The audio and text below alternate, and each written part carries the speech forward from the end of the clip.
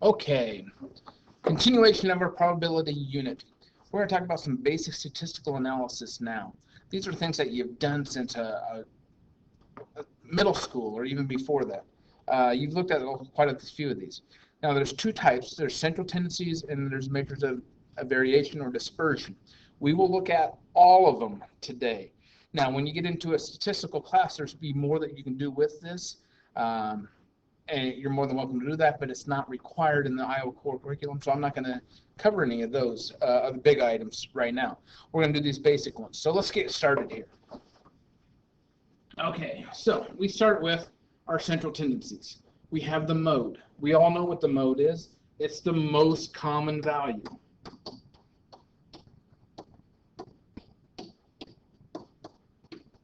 I don't like that banging off like that. Let me put a pen there. There we go. Okay, most common value. A median. It's the middle value. When in numerical order.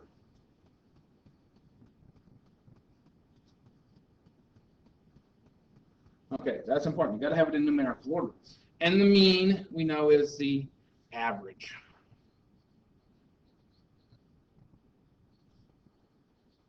So we add all the values, and then we divide by the number of values. Okay, so those are the ones that we've done. Like I said, we've done those for a long, long time. So where do we go from those? From those measures of central tendencies, we start to look at measure of variations, or what we call dispersion. So one of those is the range. And the range just happens to be a value that is the maximum minus the minimum. Okay, the max and min themselves are variations or dispersions. Minimum, smallest, maximum, largest. Shouldn't be a problem. Okay, and then we had our first and third quartiles, or lower and upper quartile, if you prefer those names. These happen to be the middle of bottom half of numbers.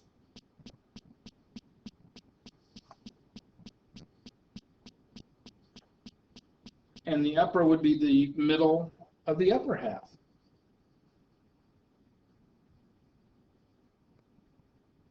And that's what I was missing up there, is half.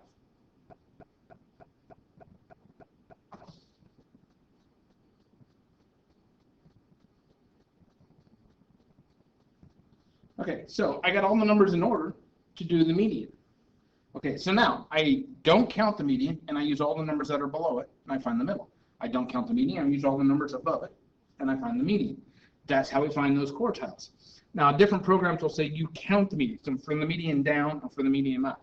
I don't count the median. Okay, from that, we get our interquartile range, which just happens to be the third quartile, or I can call it Q3, minus the first quartile. Take the upper one minus the lower one, and that gets you the interquartile range, which leads us to this little thing called outliers. Outliers are oddball values.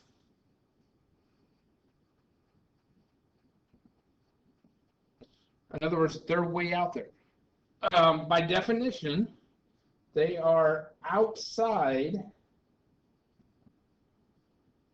the range of 1.5 IQRs. Okay, so what exactly do we do for this? Oh, I got some other words there. We got to do that.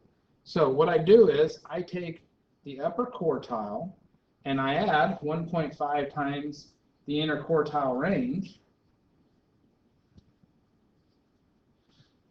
and any number greater than this is an outlier.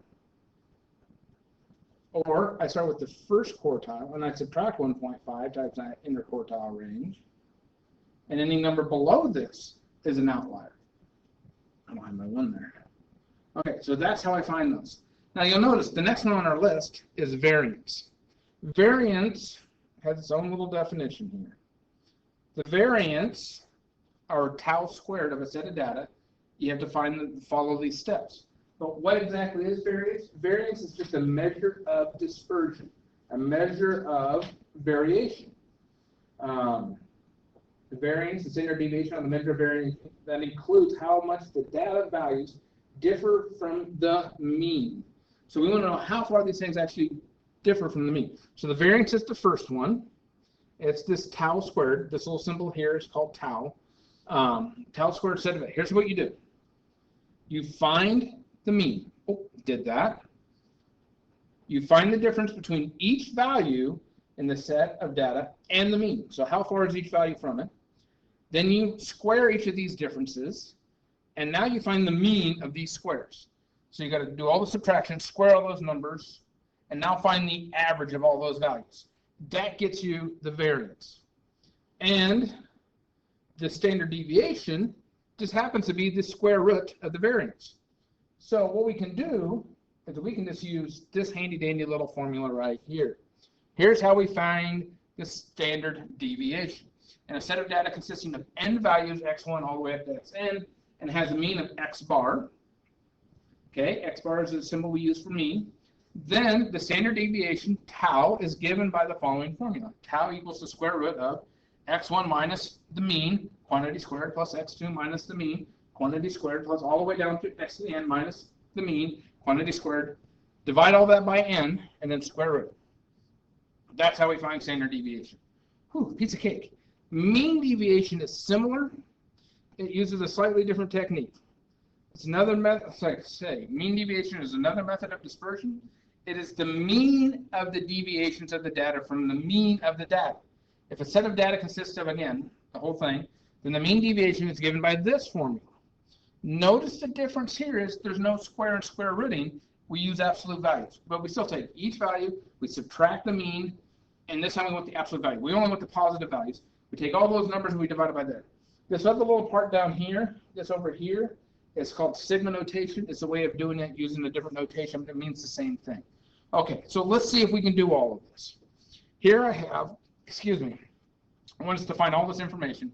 Here I have a set of data, and I want to find all of them. So the first thing I do is I put them in order.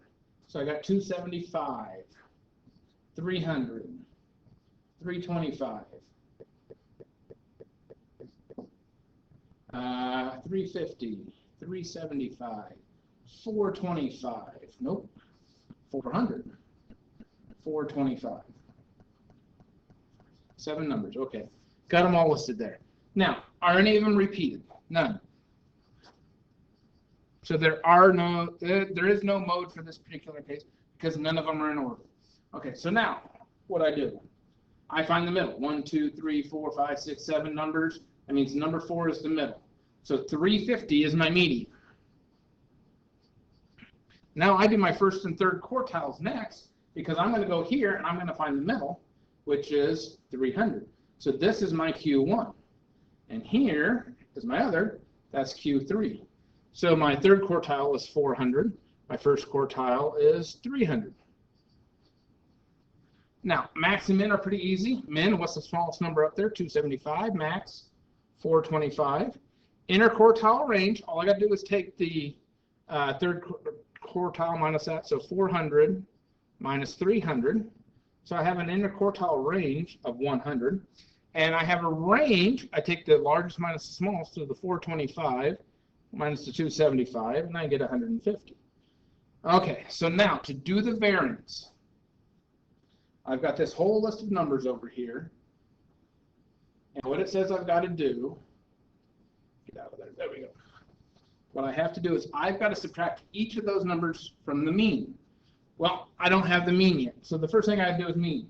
I've got to take these, add them all up, and then divide by 7. So if I take all those numbers and I add them up and I divide it by 7, I get a value of 350.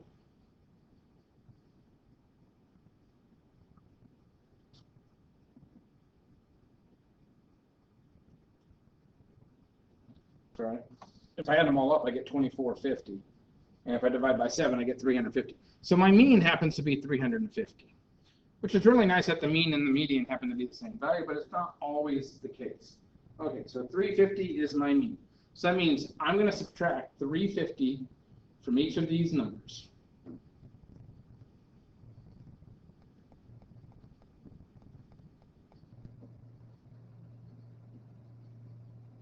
Okay, so here I get a negative 75, here I get a negative 50, a negative 25, 0, a 25, a 50, a 75.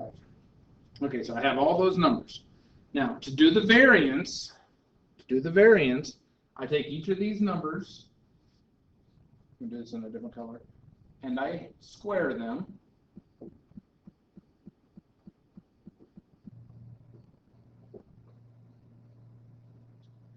And then I take that value and I add them up and I divide by 7.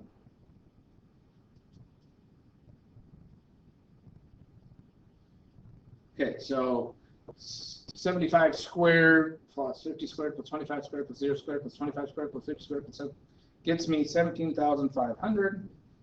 And when I divide by 7, I get 2,500. So my variance is 2,500. Now, that's according to the thing, the standard deviation, tau, is just the square root of this number, 2,500. So this is 50. Now, the mean deviation, instead of doing it that way, let me get a different color here. Oh, there we go.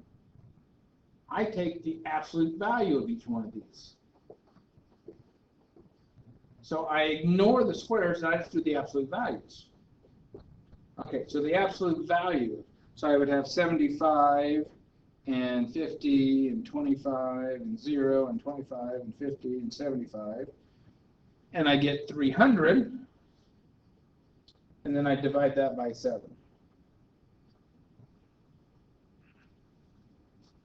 And I get 42.857 on and on and on. So my mean deviation is 42.857, on and on and on. Okay, so now, outliers. I got to check for outliers. The way to figure out outliers is I take my interquartile range and I deal with these two things here. So I look at, first, I take 400 and I add 1.5 times the interquartile range of 100. It gets me 550. Do I have any values greater than 550? No. Okay, so I check the minimum too. I take 300 and I subtract 1.5 times 100 and I get 150. Do I have any values less than 150? No. So this tells me there are no outliers for this set of information. So that's how we do all of these things kind of by hand. Now, I have created a couple of videos for you if you want to watch them. I've got one on how to do this using the Casio. I got one on here how to use this doing Google Sheets. I got one on there for how you can do all of this using, say, the TI-83. Most of the TIs are pretty close together on that. So those are some videos for you to watch how you can just have the calculators help you out and do all that for you. Okay, so that is our video on statistical analysis.